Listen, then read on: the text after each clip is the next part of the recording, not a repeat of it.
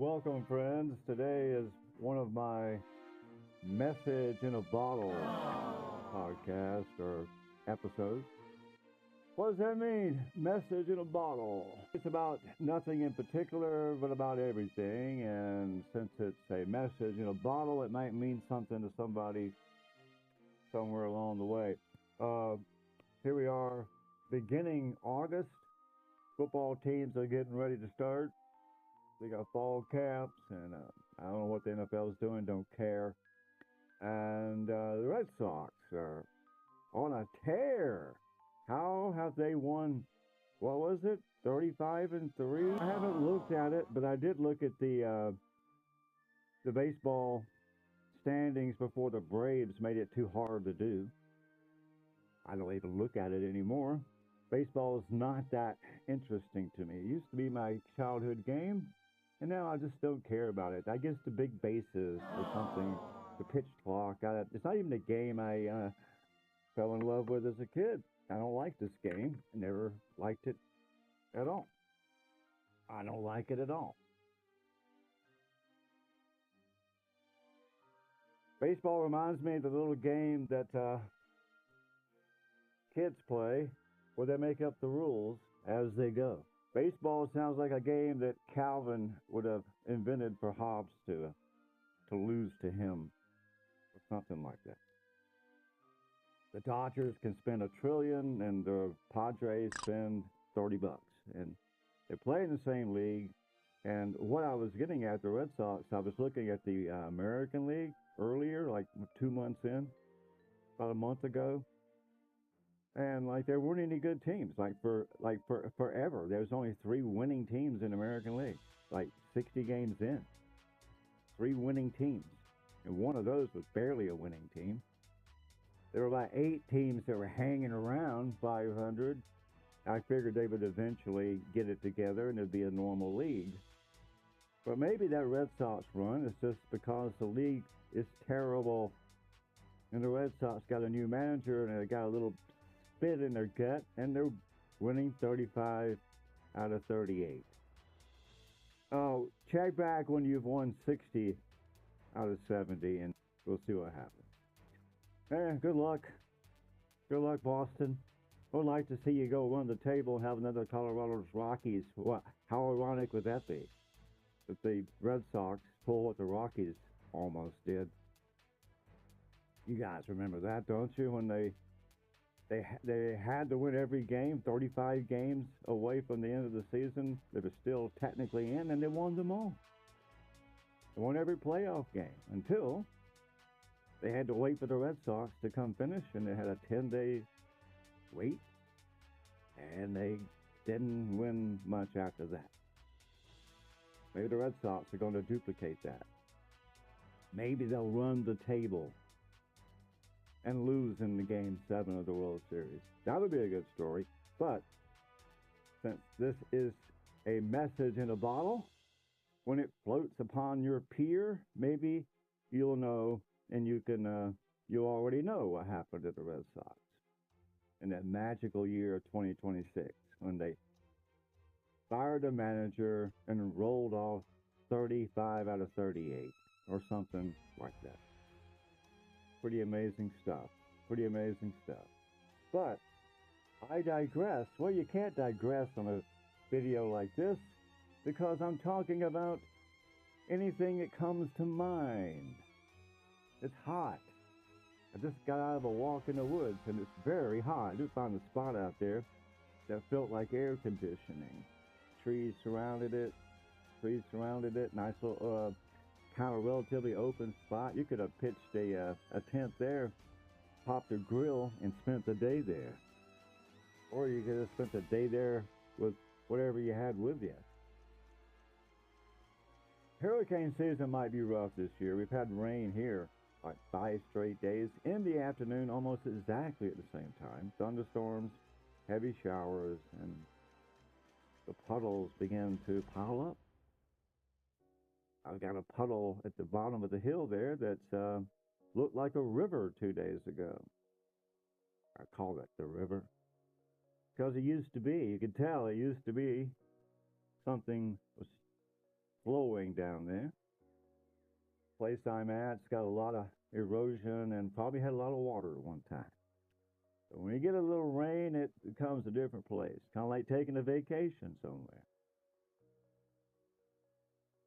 But football is what we normally talk about. I don't really, I'm not feeling a football story. I could hammer it. I'm not that, I don't do that. I'm not trying to hit some YouTube analytics or algorithm. Thank goodness I don't have to make a living doing sports and keeping up to every second and trying to get, oh, I got to do a video on that. If I hurry, it won't be out of date information by the time I publish. Georgia's got an important year coming up in football. They need to do well. They don't seem to have any excuses this year, but they'll find them because Georgia is in excuse mode. They have been for a while. We've been in excuse mode most of our existence. We sort of lived on the top echelon when Kirby Smart got here, and we kind of saw how it really works, and it made us realize that we were bottom feeders and didn't know it. But we couldn't help going back to our natural instincts, and we weren't comfortable being number one and being the absolute favorite. And so we're not. And now we're fighting for everything we got. But this year, it might get real. After this year, the talent acquisition system doesn't favor Georgia. It doesn't disfavor them, but the way they are planning on operating, it doesn't favor them. What I gathered from their recruiting concept, they don't want to recruit number one, because that would involve paying too many kids who are going to bolt. And you give them a check, they spend a year on the bench, and they go. That doesn't sound very smart. I can't argue with that. So they're not going to be shooting for 100% high school, but they also aren't going to spend money in the portal. They've actually said so. They're not going to throw anybody money until it's proven. Well, that's what the portal is. They've already done it. They've seen the model that Todd Monken gave them, and they ignored that. And they've seen the model that Indiana just provided, and they're ignoring that. Georgia would rather do it their way than the way that works. And that's pretty much will be on their tombstone. They did it their way. 3 titles in a century. And they've already gotten their 2 in this century. Doesn't bode well for a Georgia fan in 26. That's 75 more years before we can win another title. We've already got 2 this century. That's way more than the limit. See, we only got 1 in the last century because the other one in 46 was somewhat contested, and they didn't really have a system that gave you a true champion. So it's kind of a day where you just think about it's hot, but it won't be hot forever. And the cool days are coming and all that, and people will be ordering pumpkin spice lattes before you know it. But I don't have to worry about that. My son just bought a machine that makes those things. I don't even have to go to Starbucks.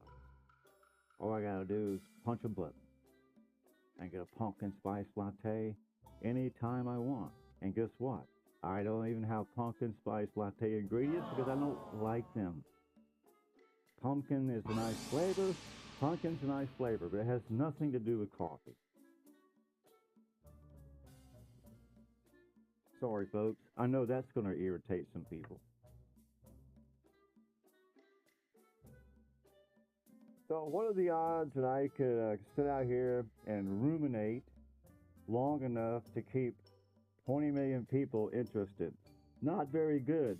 How about 3 people interested? That's possible. But it probably wouldn't be the 3 people that YouTube would show my stuff to. So I'm basically talking to myself, and so I say whatever I want. A little freedom in obscurity, folks.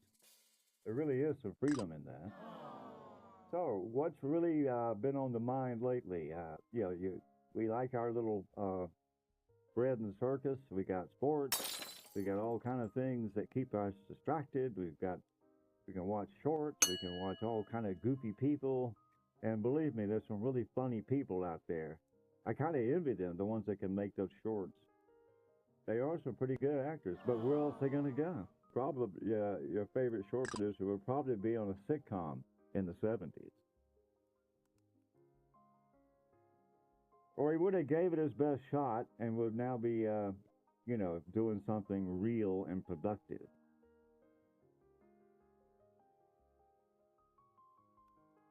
The celebrity has always fascinated people, but to think about it, there's nothing more flimsy than that. I think I'd rather be able to fix an air conditioner than to nail an audition. Because you fix the air conditioner, it's fixed. The audition, you gotta depends on what kind of mood they're in or what they're looking for, or maybe you didn't come from the right family, things like that. But when the people that fix air conditioners, no one questions that. Yeah, if he fixes the air conditioner, you pay him, and you call him back.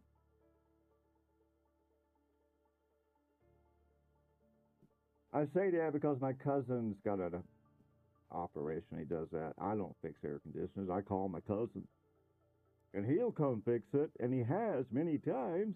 Thank goodness. What a good job prospect.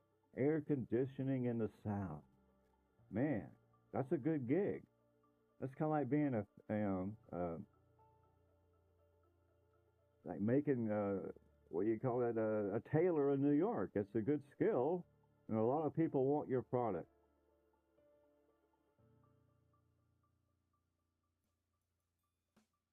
Only problem is it takes a little work, and you have to have a little equipment. And, it's not an easy way to make a buck, but it is a dependable way to make a buck down south. I imagine people in Wisconsin have probably gotten used to air conditioning. Compared to Europe, even Americans all over have it. I'm not sure about Portland. They say they don't have those in coffee shops, air conditioning. Never been to Portland. Never had a reason to go that many miles to get a cup of coffee or to watch it rain. If I wanted to go to Portland, all I got to do is go down Hawthorne Avenue and hang a left somewhere, and I'm downtown Athens, and you might as well be in Portland. Same graffiti, same weird buildings, same weird people walking around, and all of that. I get a kick out of that. This is the time of year when you're starting to see that, when the college comes back. I think they're back now. But when that football game hits, town changes. It becomes vibrant. All kind of energy out there. Go down Millage Avenue, and every fraternity and sorority, they're doing things in their yards, and there's activities, and it looks like something big. And sometimes you see, when there's a big football game, you'll see the enemy in town. I remember when Texas took over the town. Not very long. I didn't even see a lot of them at the restaurant. Going down 5 Points, take your pick to some nice restaurants. Didn't see a lot of Texas hats that night. So Georgia has done a good job of protecting the turf. And I got a feeling that's going to be the last egg to drop. Oklahoma is going to undo what Texas did. The celebratory victory of beating the big giant program that can't put 2 feet in front of each other. Oklahoma isn't that. That's the antithesis. They're the little brother to that. And they have a good football team, and they're going to come here. And I'm not saying they're going to win, but they have a really good chance. And let's just say they do. If you happen to be one of the people that paid money to watch that game, or just a celebrant after the fact. But if you happen to be caught in traffic heading out to Walgreens, during the exit of that game, and you see the well-dressed, well-heeled, color-coordinated Georgia crowd, that expression they'll have when they get beat badly at home. See, they haven't tasted that in a while. Alabama ruined the streak. We don't seem to worry about streaks. Could have kept that one alive and been a record, but Bama came and broke it. But that won't matter because Oklahoma most likely will do that. I remember watching when a good era of Georgia fades and a bad one comes in, and all of a sudden, losing at home, you get really used to that. And I got a feeling we'll have that happen this year at least once. Oklahoma for sure. I'm not sure if we'll be able to beat the Gators in Atlanta. That doesn't sound right at all. But that's kind of what I do with my messages in a bottle. I just talk about things that might affect someone who happens to pick up that bottle and sees the note and opens it up and reads it. And then once he's read it, he goes like, I wonder if that's a deposit bottle.